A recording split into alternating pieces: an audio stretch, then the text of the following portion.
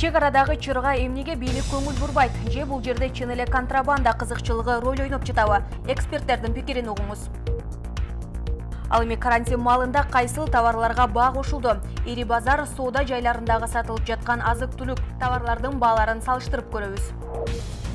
Бул арада Россияда иштеген мигранттардын патенттери узартылууда. Бирок Жириновский өңдүү саясатчылар мигранттар Москвага кирбеши керек дешүүдө.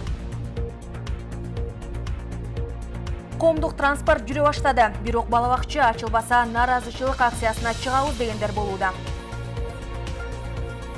Европа өлкөлөрүндө карантин эрежелери дагы жумшарды. Бирок каршылык акциялар вируска карабай уланууда.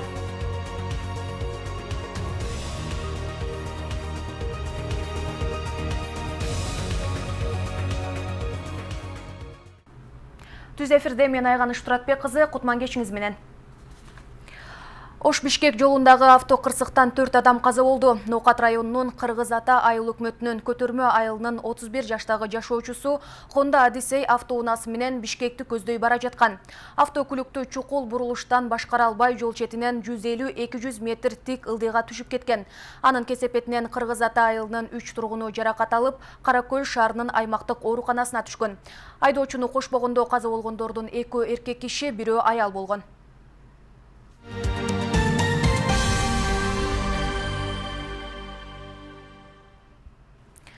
Жаңылыктарды баяндоону улантабыз. Кыргыз-Тажик чек арасындагы бир күн мурун болгон чырга тараптар бири-бирин айыптоодо. Мисалы, коңшу мамлекет Мойнок жайлоосундагы ок атышууну жасалма курчутуп өздөрүнө упай топтогусу келет деп эсептейт кыргыз тарап. Душанбе бул окуядан 19 жаштагы жоокери каза болгонун айтып чыкты.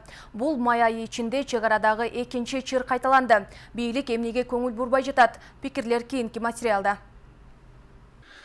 24 май күнү түшкү саат 12-де Мойнок жайлоосундагы блокпостто ок атышууда тажик тарап Кыргызстанга күнөө койду. Тагыраагы малчылар чек араны мыйзамсыз кесип өтүп, Согди областынын аймагына кирип кеткен дешүүдө.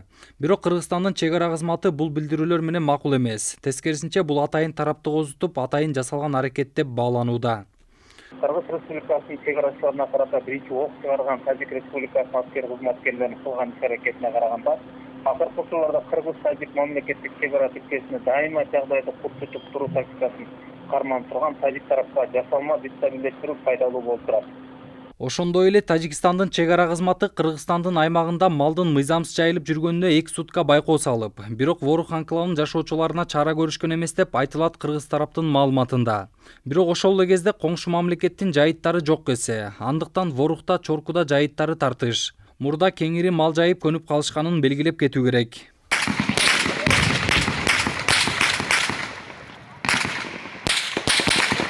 Айтсак, буга чейин 8 майда Кыргызстан менен Тажикстандын чек ара тилкесинде ок атылган. Кыргызстандын чек ара кызматы Баткен районун чектеген жеринде кыргыз-тажик жарандары 50 сотик жер талашып, чатакташа кеткени белгилүү болду.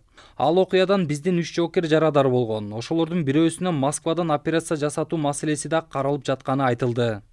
Бул маселе көзөмөлдө. Жоокердин апасы менен жолугушуу өткөрүлүп, операциянын 2 варианты талкууланган. Бишкекте консилиум болгон. Дарыгерлер операцияны бул жактан жасай алышат, бирок ата-энеси Москвадан деп суранууда. Чек аралар жабык болуп жатканына байланыштуу аны Москвага жеткирүү маселеси каралып жатат.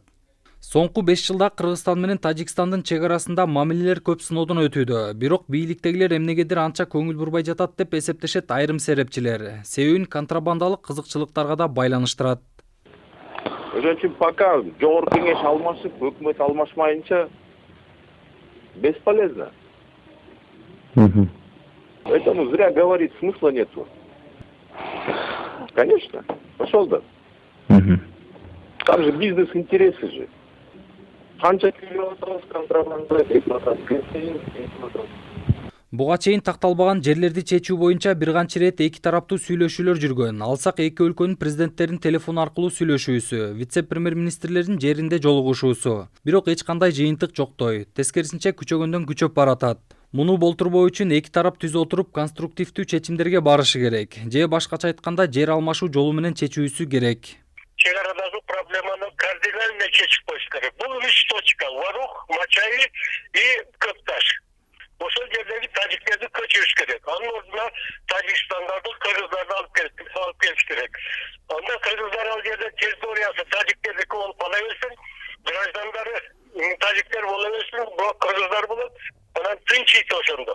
Кыргызстан менен Тажикстандын чек арасы 970 чакырым, мунун ичинен 519 чакырымы такталган, калганы талаштуу бойдон турат. Талаштуу тилкелер Баткен областынын Лейлек жана Баткен районунун Тажикстан менен чектешкен аймактарында. Бул жерлерде жайыт, жер сугат суу талашынан улам эки элдин ортосунда чыр-чатак көп катталат. Жолдар Бузумов, Өскөн Жороев, Нурньюз, Бишкек. Башка кабарлардан Бишкекте бүгүн коомдук транспорт бардык түрүнө уруксат берилди. Ушундай эле көрүнүш башка аймактарда да болууда. Ал эми маршруттук кичи автобустар адаттагыдан дээрлик 50%га аз чыкты. Бул жол менен 800-900 дана. Ош аймагында болсо шаардык транспорт жумушка чыгаарда бардык эрежелер сакталып жатканы маалымдалды. Экинчи троллейбус каттамга 20 троллейбус, 13-12 каттамга 12 автобус чыкты. Автобустардын иштери толук дезинфекция болуп, андан сырткары дагы ушу баягы автобустун поручняларына бинттер менен ороп, ичине антисептиктерди коюп, анан баягы социалдык аралыкты сактагыла деп наклейкаларды кадап, элдер отурганда аралыгы 1,5 метр сакталсын депчи, ошолорду коюп туруп, андан сырткары дагы автобустун айдоочуларына түшүндүрүү иштерин жүргүзгүлө деп бүгүнкү күндө ошо 32 автобус каттамга чыгып кетти.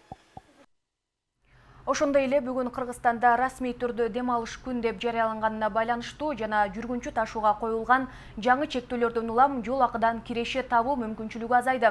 25 майдан тартып уруксат берүү чечими чыкканда ар бир автобус, троллейбус жана кичи автобуста жүргүнчүлөр ортосунда аралык жана санитардык талаптар сакталышы керек. Коронавирус инфекциясынын жайылышын алдын алуу боюнча санитардык ченемдерди сактабагандыгы үчүн 900 000 сомдон ашык суммага айып салынды. Республика боюнча жалпы 7 000ге жакын объект текшерилген. Эң көбү Ош чергесинде 2700дөн ашат, экинчи орунда Ысык көлдө 1300дөн ашат. Айрымдарына жазма эскертүү берилген. Мындан башка 5 материал баа берүү үчүн укук коргоо органдарына өткөрүлүп берилди. Бирок Кыргызстандын балдарга билим берүү уюмдарынын ассоциациясы жеке балабакчалардын иштөөсүнө уруксат берүүнү талап кылган кайрылууну бийликке жолдоду. Анда 25 майдан тартып, дээрлик бардык тармактарда иш жанданып, элдин баары жумушка чыкканы, ата-энелер майда балдарын кимге калтырарын билбей убара тартып жатканы жазылды. Көпчүлүк жеке балабакчалар эч нерсеге карабастан 1-июндан тартып ачылары жана эгер аларга чара көрүлө турган болсо, өкмөт үйүнүн алдына наразылык акциясына чыгууга дайыр экени белгиленди. Бул арада Россияда иштеген чет элдик жарандардын 15 марттан кийин жараксыз болуп калчу патенттеринин мөөнөтү 93 күнгө узартылат. Кошумча акы төлөөнүн дагы зарылдыгы жок. Бул аралыкта жумуш берүүчүлөр чет элдик кызматкерлеринен патентке төлөнчү акчаны аванс катары талап кылбашы керек. Ошондой эле патент алууга жетишпей калган чет элдиктер бул аралыкта ансыз деле эмгектенүүгө укугу бар экени айтылат. Бул маалыматтын баары Россиянын ички иштер министрлигинин сайтына билинди.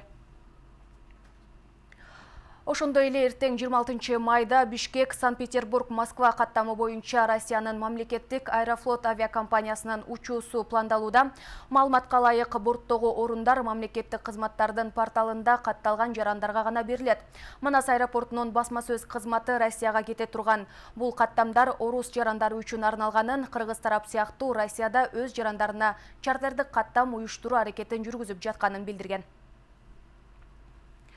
Соңку 2 ай ичинде Кыргызстанда жана коңшу мамлекеттерде тамак-аш, кийим-кечеге чейин бааларга өзгөрүлгөнү айтылууда. Так эсептей келгенде азык-түлүктү ала турган болсо, Кыргызстанда 10% кымбаттаган. Эксперттер бул коңшу мамлекеттердеги бааларга караганда бийик көрсөткүч дешүүдө. Иле Занарбай уулу Борбор Азиядагы эң ири базарга барып, андагы сатылып жаткан товар азык-түлүктүн бааларын билип келди. Азык-түлүк сатууга карантин учурунда тыюу салынбаганы менен айрым базарлар жабылгандыктан андагы жашылча жемиш саткандарда ишин токтоту. Базарлардын иштеп башташы менен аларда соодасын улантып, бирок баалар мурдагыдан кымбатыраак экендигин айтышты. Жөнөкөй эле суроолор, жашылча жемиштин баалары мурда карантинге чейинки убактагыдан арзанбы, кымбатпы, азыркы учурда кандай болот, соода кандай деген? Ага чейинкиден кымбат азыр. Азыр кымбат ого. Себеп дегенде? Билбейм, оптомдо ошондой кымбаттап салган. Себебин билбейм. Эмне үчүн артан доставкасы кымбат келди, жол киресе. Тактан кымбат алган чыгат. Тактан кымбат ого. Мисалы 1 килограммына канча сомдон канча сомго чейин кошулду кээ? 5 сом, 10 сом, 20 сомго чейин кошулат. Карантинге чейинки аз-маз кымбатыраак. Клубникалар азыр килограммы 150 сомдон, помидорлор 100 сомдон, а булар 250 сомдон. Мурда кышы менен сатылган жашыктарын айтсаңыз эмеден? Кышы менен сатып, Картошка эмелер. картошка 25 сомдон азыр, кышта деле ошондой. Ошондой эле тиричилик буюмдарынын баалары да 200-300 сомго чейин өсүп кеткен. Анын себебин сатуучулар АКШ долларынын өсүп кетиши менен байланыштырат. Мурункуга караганда баалар кичине кымбаттады, 200 сом, 300 сомго. Эми доллар скачок болуп атпайбы, былдыйга үстүгө түшүп ошого жараша да. Аренда төлөнбөй калды, ошо плюс болду. Онлайн сатып баштадык. Элдер башында көнбөй аткан, кийинчерээк көнүп, азыр интернет магазиндагы өнүп кетти. Андан тышкары кийим кеченин баасы дагы бир азга кымбаттаган. Анткени алар да чет жактан доллар менен алышат. Сырттан товарлар кандай келип атат баалары? Сырттан товарлар жакшы эле келип атат, бирок баалары кичине кымбатыраак болуп атат да. Азыр доллар көтөрүлүп кетпеди. Ошого атак бардыгы мурдакыдай эле. Бүгүн ачылдык буюрса. Ошол эле. Аренданы төлөгөн жокпуз карантин убагында. Эми бүгүндөн баштап кайра кетет да. Ал эми азыркы валюталык курс менен жаңы товар албаган, мурдагы запасы барлар бааларын кымбаттаткан эмес. Анткени жумушсуздуктан кыйналган эл кымбат сатып алууга чамасы жетпейт дешет. Кийин базар бүгүн иштей баштагандыктан жетекчилик сатуучулардын коргонуучу каражаттарынын бар же жоктугун, санитардык нормаларды кандай сактап жаткандыгын текшерип чыгышкан. Аткара турган милдетибиз бул гигиенаны сакташ керек. Ошо сатуучу өзүн сыйлап башканы сыйласа биринчи очередь ушу гигиенаны сакташ керек. Анан буюрса баарын эле кыдырып неметсин, баарында перчаткасы бар экен, маскалары бар экен, антисептиктер жанында, сумкаларында бар экен, жанында литровый, анан жарым литровый, анан кээ бирөүндө чын айтыш керек жок экен. Эми айттык. Анан баалары боюнча да кичине кысыктар болду. Анткени доллар кымбаттап атпайбы, элге деле кыйынчылык болуп атат. Кредиттерин төлөй албайт. Анан азыр болсо ошо баалар мурункудай экен, кээ бирөө даже эптеп эле соода кылсак деп түшүрүп берип атышыптыр да. Анткени 2 ай жаттык дейт.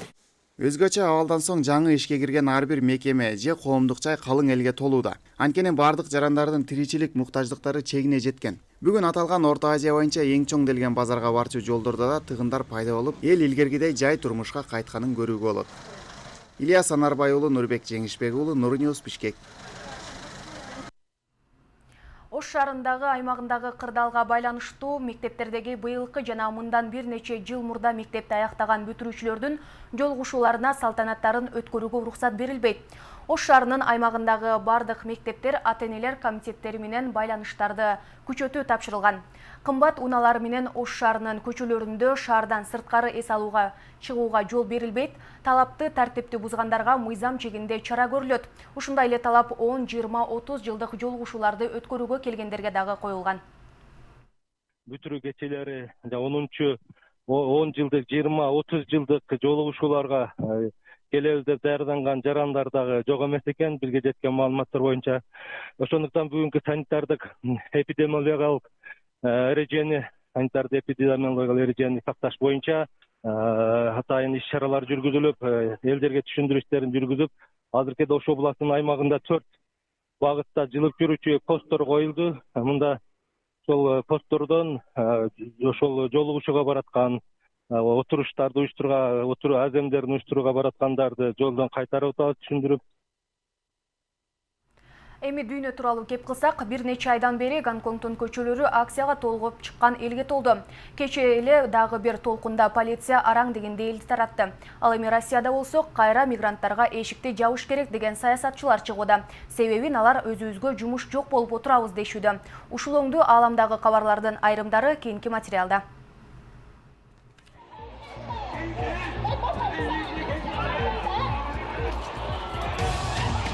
Гонконг көчөлөрүн каптаган каршылык акцияда миңдеген киши кармалды. Алар Кытай бийлигинин шаардын автономиясын чектөө планына каршылыгын билдиришүүдө.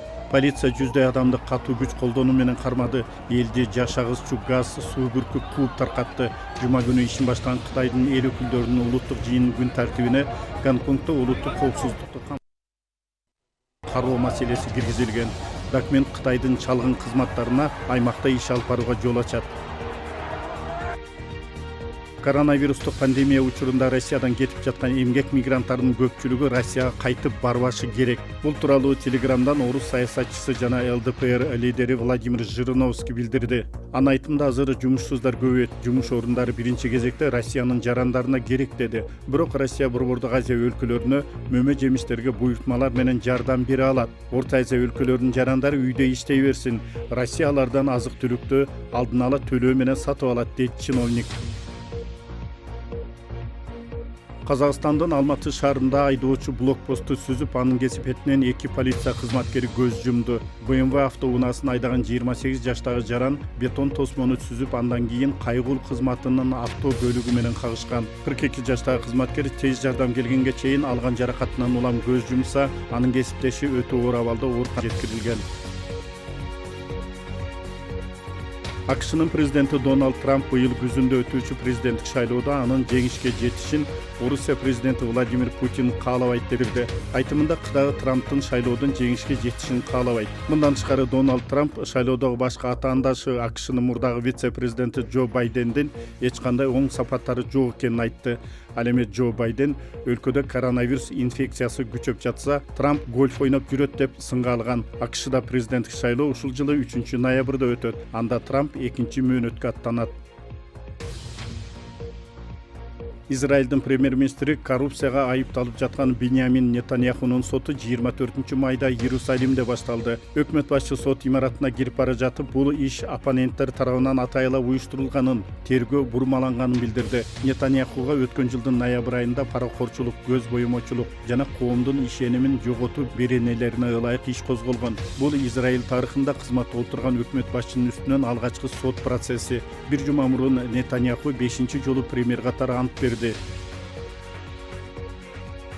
Франциянын футбол боюнча курама командасынын оюнчусу 2018 жылы Россиядагы дүйнө чемпионатында утуп алган алтын медалын сатты. Спортчунун аты жөнү жана сыйлыкты сатууга эмне себеп болгону айтылган эмес. Бирок алтын медалдын аукциондо 66 000 еврого кеткени жазылган. Ошол эле аукциондо Бразилиянын курама командасы 1994 жана 2002 жылы утуп алган алтын медалдар да сатылган. Эми жагымдуу кабарлардан Бишкек шаарында сейилбактар жана бульварлар кайрадан иштеп баштайт. Бул тууралуу мэриянын маалымат кызматы билдирди. Жарандардын коопсуздугу үчүн санитардык нормалар менен эрежелердин сакталышын камсыз кылуу тапшырмасы берилген. Мэрия шаар тургундарын этият болууга жана аралыкты сактоого чакырды. Белгилей кетсек, буга чейин өлкөдөгү эпидемиологиялык абалга байланыштуу сейилбактарда эс алууга тыюу салынган болчу. Соңғы кабарлардын топтому болду. Бизди интернеттен да көрүңүз, даректер экранда көрсөтүлүүдө. YouTube баракчабыздан Нур ТVнын бардык видео материалдарын жайгаштырылууда. Сиздер менен коштошом, амандыкта көрүшөлү.